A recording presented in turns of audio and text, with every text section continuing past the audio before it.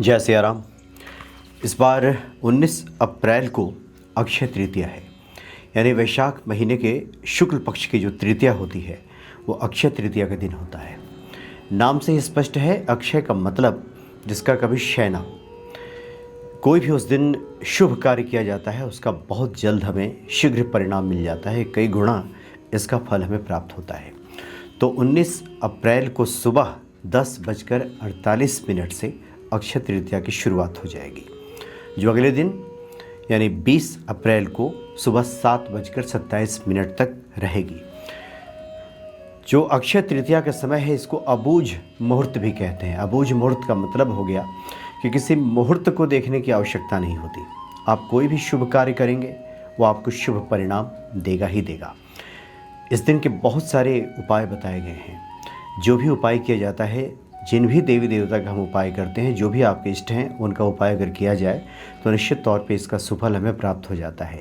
लेकिन विशेष तौर पे अगर भगवान विष्णु और महालक्ष्मी जी की आराधना का इसमें विशेष विधान बताया गया है कि अगर आप भगवान विष्णु और महालक्ष्मी की आराधना करेंगे तो इसका शुभ परिणाम आपको प्राप्त होगा। रात्रि का एक विशेष प्रयोग है जो हम आपको बताएंगे, ये धन संबंधी समस्या को दूर करने के लिए होता है। तो इस दिन यानी कि अक्षय तृतीया के दिन भगवान विष्णु और माँ लक्ष्मी की आप आराधना करें। हल्दी, चावल और पीले फूल चढ़ा करके, पीला मिठाई चढ़ा करके या फिर कोई पीला फल चढ़ा करके भगवान विष्णु और महालक्ष्मी जी की आराधना की जाती है। और विशेष तौर पे एक मंत्र है, ओम श्रीम महालक्ष्मी नमः। इस मंत्र का इस दिन जप किया जाए तो जीवन में सुख समृद्धि की वृद्धि होती है। दान का तो कभी भी विशेष महत्व रहा है। अक्षय तृतीया को अगर दान किया जाए तो इसका भी हमें शुभ परिणाम प्राप्त होता है। इस दिन चावल, गेहूं, चीनी का दान किया जाता है। विशेष तौर पे छाता का भी दान किया जाए तो शनि जनित जो बाधा होती है, शनि राहु की वजह से जो बाधाएं जीवन में आती हैं, उन बाधाओं का समूल नाश हो जाता है। जलदान का ही बहुत महत्व है, चूँकि गर्मी की शुरुआत हो चुकी होती है और इस दौरान अगर राहगीरों को जल पिलाया जाए या जहाँ तहाँ प्याऊ लगवा दिया जाए, जल की व्यवस्था कर दी जाए, और नहीं तो कम से कम पक्षियों के लिए जल की व्यवस्था छत पे कर दिया जाए तो ये बहुत ही शुभ परिणाम देने वाला होता है।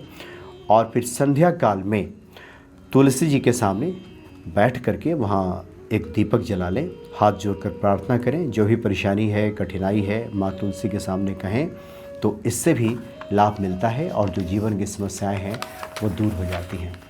अब रात्रि का एक महाप्रयोग है, सोते समय ही करना। सोने जाने से पहले हाथ पांव धो लें और जहाँ पे घर के मंदिर आपका है, जहाँ पे भगवान विराजित हैं, वहाँ पे बैठ जाएं और माँ लक्ष्मी के सामने, जहाँ पे गणेश जी, लक्ष्मी जी की प्रतिमा स्थापित रहती है, वहाँ पे बैठ करके घी का दीपक जला लें और माता के चरणों में एक लौंग और एक इलायची अर्पित कर दें। उनसे प्रार्थना करें कि इस अक्षय तृतीया के शुभ मौके पर घर में धन धान्य की वृद्धि हो, ये हमारी मनोकामना है कहते हुए उनके सामने एक लौंग और एक इलायची वहाँ पे रख दें और 15 मिनट बैठ करके वहाँ पे श्रीम श्रीम श्रीम श्रीम को स्विच वर्ड्स की तरह जपें। 15 मिनट बैठ करके आँख बंद करके माता का ध्यान धरते हुए श्रीम श्रीम श्रीम श्रीम करके अगर जप किया जाए तो निश्चित तौर पे ये जो धन संबंधी समस्या है ये व्यक्ति के जीवन में दूर हो जाती है। जैसा कि हमने शुरू में कहा कि अक्षय तृतीया के दिन प्रत्येक देवी देवता की पूजा का विधान है। जो आपके इष्ट हैं उनकी भी आराधना का विधान है। आगे की वीडियो में हम बात करेंगे खास करके हनुमान जी की कैसे आराधना करें हम अक्षय तृतीया के दिन। उनके बहुत सारे प्रयोग हैं, ये बताए गए हैं कि उन उपायों को भी किया जाए तो निश्चित तौर पर धन धान्य की वृद्धि होती है। लेकिन महालक्ष्मी को की आराधना गृहस्थों को, प्रत्येक व्यक्ति को करना ही चाहिए अक्षय तृतीया के दिन। इससे जीवन में सभी फलों की प्राप्ति हो जाती है। जय सिया राम।